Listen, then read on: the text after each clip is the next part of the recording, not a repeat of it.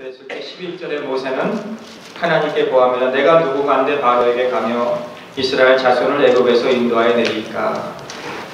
그럴 때 12절에 3장 하나님께서 가라사대 내가 정녕 너와 함께 있을 것이다. 내가 결코 너와 함께 있을 것이다. 여러분, 하나님께서 결코 정녕 내가 너와 함께 할 것이다 그러실 때 여러분 어떤 생각이 드십니까? 근데 모세는 안에 가겠습니다 하지 아니하고 거절을 또 합니다. 13절에 모세가 하나님께 고하되 내가 이스라엘 자손에게 가서 이르기를 너희 조상 하나님이 너를 너희에게 보내셨다 하면 그들이 내게 묻기를 그의 이름이 무엇이냐 하리니 내가 그들에게 무엇이라고 대답하겠습니까? 누가 나를 보냈다고 하려고 하겠습니까? 그럴 때 하나님이 모세에게 14절에 이르시되 나는 스스로 있는 자라. 나는 나다. 가서 I am who I am. 그렇게 얘기하라 그랬어요. 나는 나다. 이 말은 미완료형이죠. 나는 과거에도 나였고 지금도 나고 앞으로도 나다. 나는 아브라함의 하나님이고 이삭의 하나님이었고 야곱의 하나님이었고 나는 너의 하나님이다. 나 외에는 다른 신도 없었고 지금도 없고 앞으로도 없을 것이다. 나는 창조의 하나님이시고 능력의 하나님이시고 나는 그 신 외에 아무도 이 세상에 없다. 나는 나다. 여러분, 누가 여러분의 아버님의 성함을 물어보시면 우리 보통 뭐라고 합니까? 예, 우리 아버지의 성함은요 경자, 엽자입니다. 네. 아버지의 이름을 함부로 우리가 부르지 못해서 그렇게 해서 대답을 하는 거 아닙니까? 제 아버지의 이름이에요. 경자, 엽자. 여러분, 하나님의 이름을 감히 우리가 물을 수도 없는 존재들인데 그 하나님이 누구냐고 물으신다. 누가 너를 보내느냐고 물으시라면 나는 그저 나다.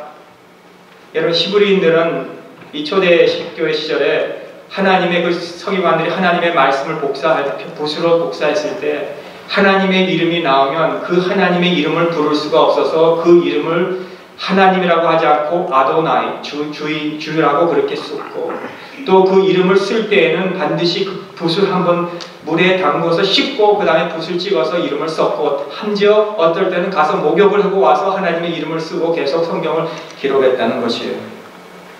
하나님은 그 거룩하신 이름, 함부로 부를 수도 없고 쓸 수도 없는 그 이름을 대면서 하나님은 내가 너를 보냈다고 그렇게 말씀하고 있습니다. 그럴 때 4장 1절에 보시면 모세가 대답하여 거르되 그러나 그들이 나를 믿지 아니면 내 말을 듣지 아니하고 이르기를 여호와께서 내게 나타나지 아니하셨다 하리라 하면 어떻게 합니까? 너 거짓말하는 거야. 넌 하나님을 만나지도 못했고 보냄을 받지도 않았는데 너가 왔어라고 하면 하나님 제가 어떻게 합니까? 그럴 때 하나님은 모세에게 3가지 표징을 기적을 보여주셨어요. 네 손에 든 것이 무엇이냐? 지팡이입니다. 땅에 던져라 했을 때 그 지팡이가 뱀이 되었고 그 뱀의 꼬리를 잡으라 했을 때 다시 지팡이가 된 표적과 또 내 손을 품에 넣어라 했을 때 품에 넣었더니 그리고 떼라 했을 때 빼서 보니까 그 손이 문둥병이 걸려서 하얗게 되었다. 눈과 같이 하얗게 되었다 그랬고 그것을 다시 집어넣어라 해서 빼니까 다시 정상으로 된 것이고 또 그것을 믿지 않으면 네가 하수를 들어서 그것을 땅의 육지에 부라 그러면 그 물이 피가 될 것이다 해서 그렇게 3가지 표징을 모세에게 보여주셨어요. 그런데 4장 10절에 보니까 주여 뭐라고 합니까? 주여 나는 본래 말에 능치 못한 자라. 주께서 주의 종에게 명하신 후에도 그러하니 나는 입이 뻣뻣하고 허여가 둔한 자니이다 라고 대답합니다. 저는 부름받기 전이나 하나님께 또 부름받은 후에나 저는 본래 말도 잘 못하는 자여서 입이 뻣뻣하여서 주님 딴 사람 보내세요. 이게 변명일까 실제일까? 모세가 정말 입이 좀 둔해서 말을 잘 못했을까?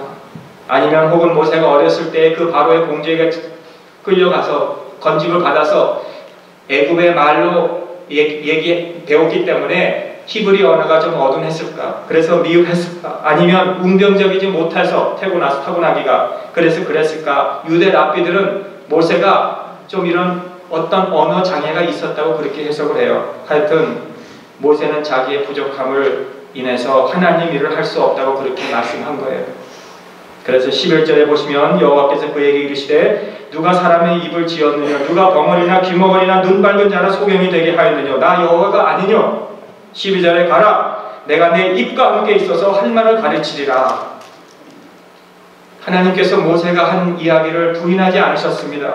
맞아, 너 장애가 있지. 그래, 그러나 내가 그 입과 함께 할 것이야. 내가 너 장애를 고쳐줘서 건강케 해서 말도 잘하게 해서 운명되게 해서 너를 보낼 것이 아니야. 너는 그저 가면은 내가 내 입과 함께 할 것이야. 내 장애를 통해서 내가 일할 것이야. 여러분, 우리에게 적용한다면 하나님께서 우리를 부르실 때 우리가 완벽해서 우리를 부르신 것이 아닙니다. 우리가 완전하고 우리가 깨끗하고 우리가 퍼펙트해서 하나님이 우리를 사랑하시고 우리를 부르신 것이 아니라는 거예요. 때로는 하나님이 우리를 약점이 있는 우리를 부르셔서 하나님의 영광을 위해서 통로로 쓰임받게 하실 때가 있다는 거예요. 그렇다고 나는 아무것도 안 하고 그저 아무렇게나 살아도 하나님 나를 부르실 테니까 살아도 된다는 것은 아니죠. 사실 모세는 어떤 사람이었습니까? 애굽 왕궁에서 그는 어렸을 때부터 사도행전 7장에 보니까 하나님의 학술을, 애굽의 학술을 다 배워서 말과 이 학술에 능한 자였다 그랬습니다. 무슨 말씀이에요? 우리에게 장점이 있던 약점이 있던 하나님은 그것을 사용하실 수 있는 하나님이시라는 것을 알아야 된다는 거예요. 구약에 보시면 사사가 있었는데 에훗이 있었습니다. 그는 오른손이 묶인 사람이었습니다. 오른손이 장애가 있는 사람이었어요. 사사였는데. 그런데 그 장애 때문에 그 모압의 왕 에글론을 가서 쳐 죽이고 1만 명 용사를 쳐 죽일 수 있었던 자가 되었다는 거예요. 왜 그랬습니까? 그는 왼손잡이였어요. 그때 당시 왼손잡이는 장애로 본 거예요. 그렇기 때문에 그 시큐리티를 보조하는 사람들이 그 왕을 보조하는 사람은 느슨하게 마음을 먹었던 거예요. 왜? 왼손잡이가 오니까.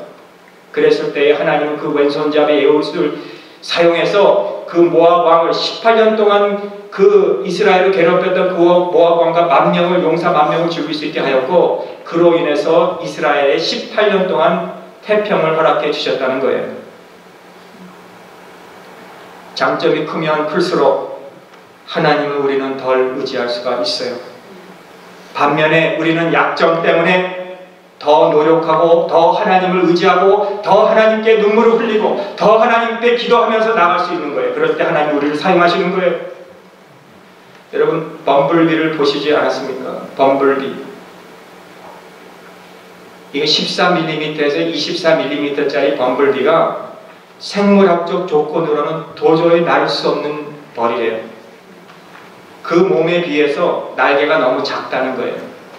그런데 그 범블비가 윙윙 되면서 부지런히 날아다니지 않습니까? 또 하나 생물학자들이 아무리 분석해봐도 날지 못하는 이유를 찾을 수 없는 닭이 있대요. 닭은요, 몸통과 그 날개의 비율을 따지면 당연히 날아야 될 존재예요. 그런데 닭은 날리지를 못한다는 거예요. 이유는 조사를 해봤더니 땅에 있는 먹이에 만족해서 나를 필요가 없는 거예요. 꾹꾹꾹꾹 대면서 그냥 땅에 있는 것을 다 주는 대로 먹는 거예요. 여러분, 조건에 따라서 우리가 성공과 실패가 결정되는 것이 아니라 한계를 뛰어넘는 도전하는 자에게, 한계를 뛰어넘을 수 있는 그런 도전하는 자에게 하나님께서는 성공을 허락해 주십니다. 예수님이 말씀하셨죠. 할 수 있거든 무슨 말이냐? 할 수 있거든 무슨 말이냐? 여러분, 사실 저와 여러분은 너무 약점들이 많은 것 같아요. 제 자신을 볼 때 너무 약점이 많아요. 그러나 그 약점 때문에 하나님을 더 의지하게 되고 목회를 하면서도 하나님께 기도하게 되는 거예요. 하나님께 쓰임받을 수 있는 사람이 누구예요? 내 약점을 알고 하나님을 의지하는 자가 하나님께 쓰임받는다는 거예요. 약점 때문에 낭망하지 마시기 바랍니다. 약점 때문에 하나님 원망하지 마시기 바랍니다. 약점 때문에 하나님 앞에 눈물로 나갈 수 있는 자들이 되시길 바랍니다. 그럴 때 하나님 앞에 아름답게 쓰임받을 수 있다는 것입니다. 약점이 있든 장점이 있든 그게 중요한 것이 아니고 하나님을 의지하는 자, 오늘 그런 저와 여러분이 되시기를 주님의 이름으로 축원합니다. 13절에 보시면 주여 보낼 만한 자를 보내세요. 제가 누구예요? 저는 아닙니다. 5번이나 모세는 거절을 해요. 하나님 5번. 하나님의 일에서 우리가 감당하기 위해서 중요한 것은 우리가 보냄을 받았느냐 안 받았느냐가 중요한 것이 아니에요. 누가 나를 보냈느냐가 중요한 거예요. 어떤 자를 부르셨는가 그게 중요한 것이 아니라 누가 부르셨느냐 이게 중요한 거예요. 모세가 중요한 것이 아니라 모세를 보내신 자, 모세를 부르신 자가 중요하다는 것을 우리에게 오늘 말씀해 주고 있는 거예요. 여러분, 우리에게 목사로 부름을 받으셨습니까? 사모로 부르심을 받으셨습니까? 장로님으로 부르심을 받으셨습니까? 집사님으로 부르심을 받으셨습니까? 내가 누구냐 그게 중요한 게 아니에요. 나를 부르신 이가 누구시냐 이걸 보는 게 중요한 겁니다. 우리는 하나님의 부르심을 받았을 때에 못 감당할 때가 참 많이 있어요. 하나님, 제가 어떻게 이런 일을 할 수 있습니까? 그것은 하나님을 신뢰하지 못해서가 아니에요. 하나님은 능력의 하나님이시고 창조의 하나님이시고 하나님은 불가능을 가능케 하시는 하나님이시고 모든 질병도 치유하시는 하나님이신 거 우린 다 알고 있어요. 그러나 내 자신을 많을 때에 신뢰하지 못할 때가 많아요. 내가 누구인지 알기 때문에. 그렇지 않습니까? 하나님은 능력이신 분이신데 내 자신을 내가 잘 알고 있기 때문에 하나님, 제가 누구입니까? 저 참 자신 없어요. 베드로처럼 주님 무릎 앞에 꿇으면서 주님, 나를 떠나세요, 난 죄인이에요 라고 고백했듯이 하나님은 계획하신 일을 이루시고 하나님은 거룩하신 일을 이루시고 하나님 완벽하시고 모든 일을 감당하신 하나님이시면 하나님, 저는 그렇지 않거든요. 괜히 저를 부르셨다가 하나님의 일을 망치실 수 있으니까 하나님, 보낼 자를 보내세요. 그렇습니다. 모세가 지난 40년 동안 광야에서 낮아질 대로 낮아졌습니다. 나는 도저히 그 일을 감당할 수 없는 사람이에요. 누구보다도 모세는 자신을 잘 알았어요. 또 430년 동안 노예 근성에 젖어있는 그 백성들을 볼 때에 나는 도저히 저런 고집센 사람들을 나는 끄집어낼 수가 없는 사람입니다. 이건 너무나도 힘든 일이에요. 왜냐하면 내가 양떼를 40년 동안 치면서 그게 100마리든 200마리든 500마리든 내가 그 양떼 500마리도 치는 것도 광야에서 힘들었는데 어마어마한 이 민족을 내가 끌고 나오라니요. 저는 이거 못합니다. 보낼 자를 보내세요. 또 가나안에 가면은 가나안의 그 7 족속들, 강한 족속들이 있는데 헷 족속, 가나안 족속, 아모리 족속, 히위 족속, 여부스 족속, 브리스 족속, 기르기스 족속들이 거기에 자리를 잡고 있는데 제가 어떻게 그 땅으로 제가 데리고 들어갈 수 있겠습니까? 내가 누구입니까? 나 아무것도 아니에요. I'm nothing. 난 능력도 없고 자원도 없고 나는 가진 것도 없습니다. 그런데 바로 이 고백이 있었을 때 하나님은 그 대답을 기다리시듯이 가라 그랬어요. 여러분, 하나님은 자기를 포기한 사람을 사용하시는 줄 믿습니다. 자기를 포기한 사람, 하나님, 난 아무것도 아닙니다. 난 아무것도 없습니다. 이 출애굽 같은 위대한 사건은 이 어느라고 무지한 사람을 선택할 수 없어요. 저는 할 수 없어요 라고 하는 사람을 하나님이 사용하신다는 거예요. 여러분, 인류를 구원하기 위해서, 그렇죠? 이 예수님께서 12 제자들을 뽑은 그 제자들의 그 모습들을 보세요.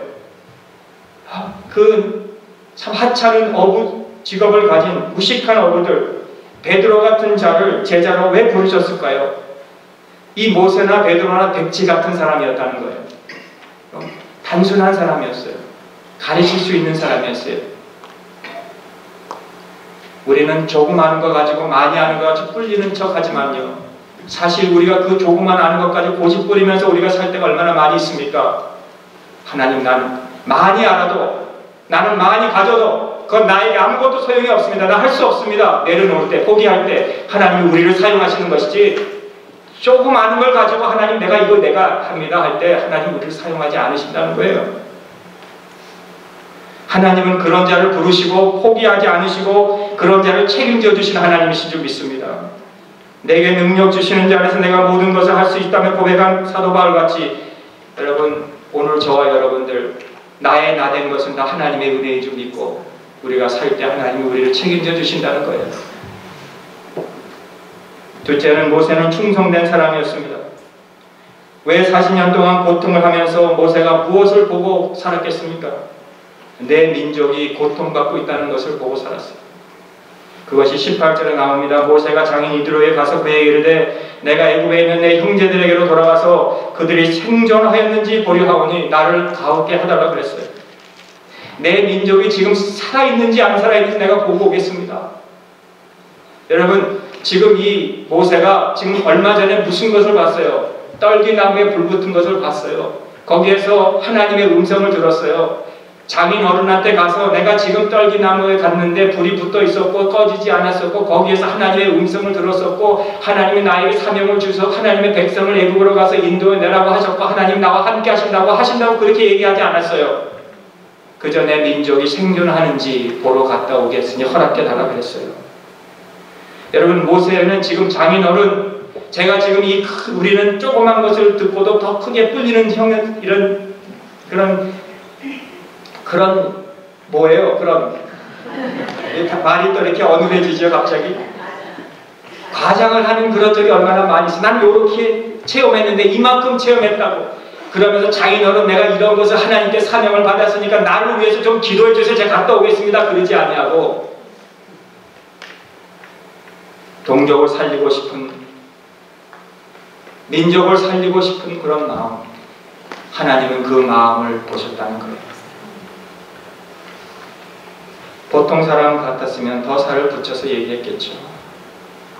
그런 얘기를 하지 않은 모세, 그저 형제들에게로 돌아가게 하시고 그들이 생존하는지 보게 하고 내가 보게 하소서.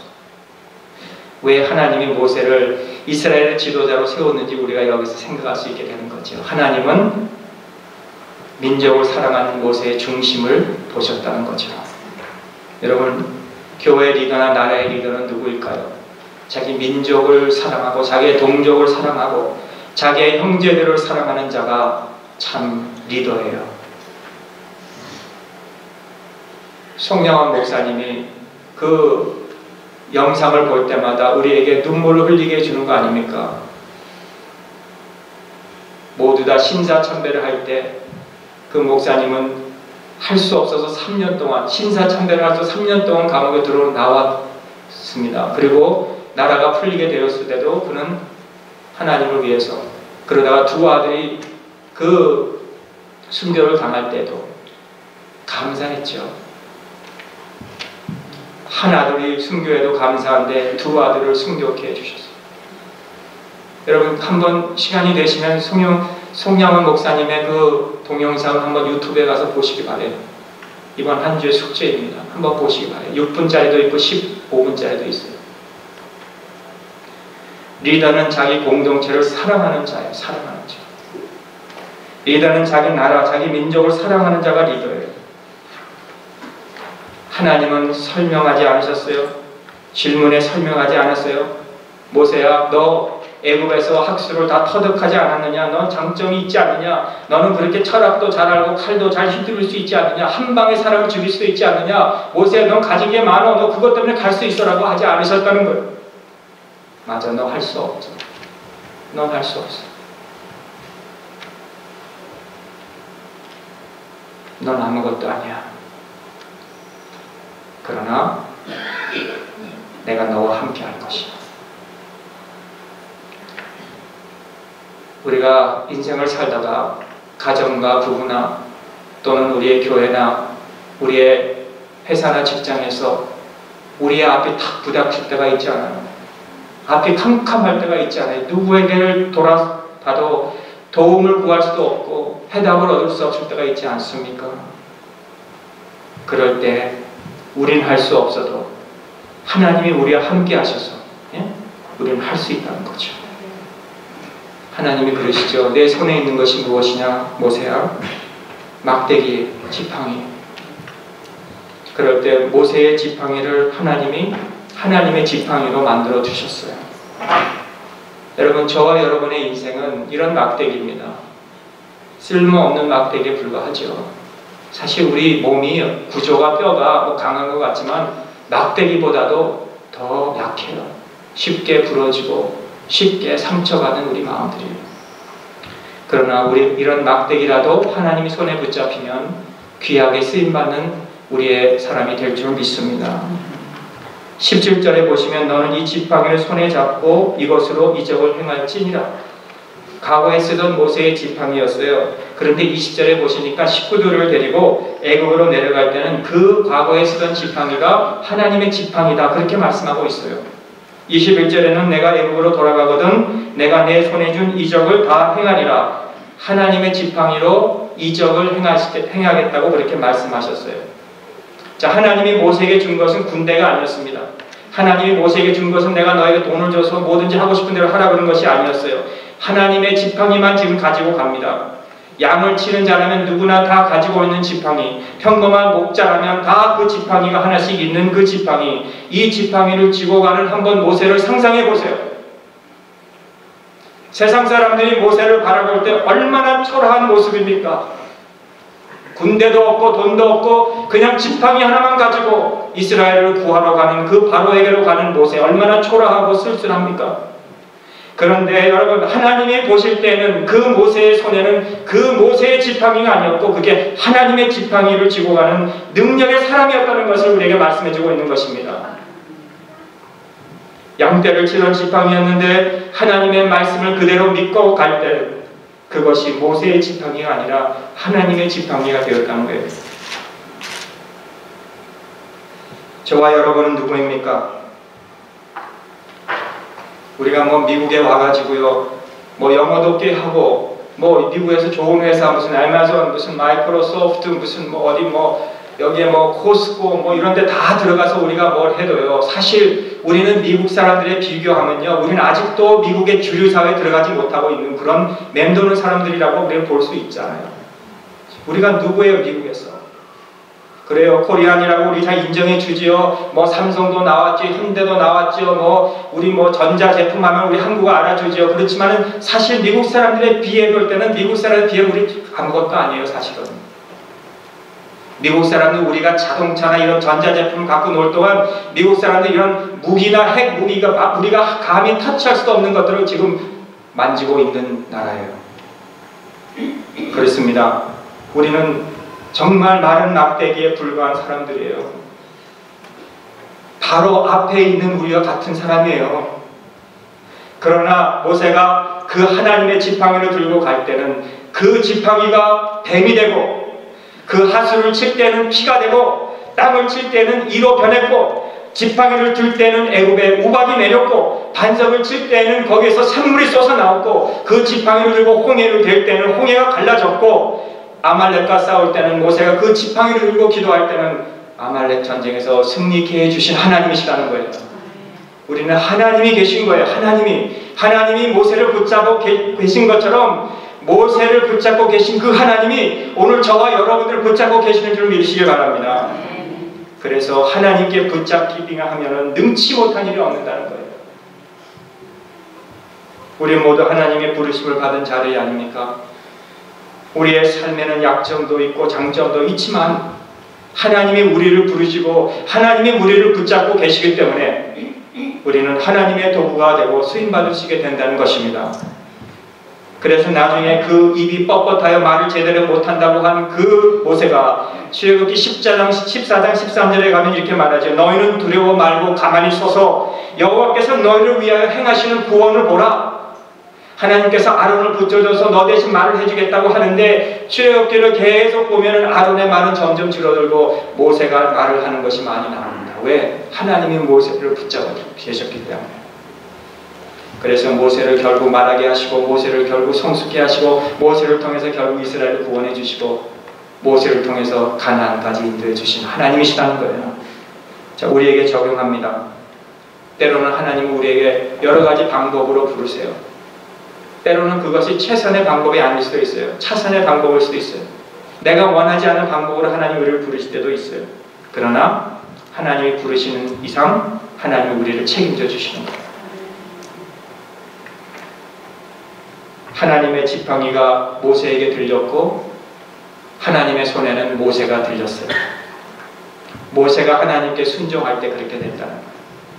5번이나 거절하고 나는 안 됩니다. 말도 못합니다. 보낼 자를 보소하세요. 내가 누구입니까? 그러다가 하나님 말씀에 순종할 때 하나님은 모세를 붙잡아 주시고 모세를 사용하였던 것 같이 사랑하는 성도 여러분, 하나님은 우리를 부르시고 또 부르시고 오늘도 부르세요.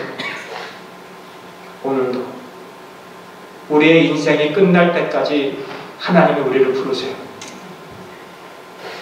지금까지 우리가 오면서 내 마음, 내 뜻, 내 경험대로 내가 살려고 애썼지만은 그런 가운데서도 하나님이 오늘도 우리를 부르셔서 오늘 우리가 여기까지 오게 된 것이에요. 우리가 인생을 살다가 내 인생이 이제는 끝났다라고 할 때도 하나님이 우리를 부르셨고, 또는 한때는 내가 주님을 위해서 열심히 있었고 불이 붙어 있었고 열정도 있어서 내가 주님을 기쁘게 섬길 때도 있었지만은 한때는 내가 신앙생활도 하기 싫고 교회도 나오기 싫고 기도도 하기 싫고 찬송도 부르기 싫을 때에도 하나님은 우리를 부르셨어요. 내가 성공할 때도 하나님이 나를 부르신 것 같았지만은 내가 실패해서 맨 밑바닥에 치고 있을 때도 하나님이 거기서 나를 부르시고 계셨다는 거예요. 그 부르신 하나님이 나를 책임져 주신다는 거예요. 그 부르신 하나님께 우리가 반응하자는 거예요. 순종하겠다. 그것이 바로 하나님의 지팡이를 우리가 쥐는 순간이라는 거예요. 사랑하는 성도 여러분, 반응하세요. 우리 한번 양옆 사람들에게 우리 한번 하나님께 반응하십시다. 한번 반응하십시오.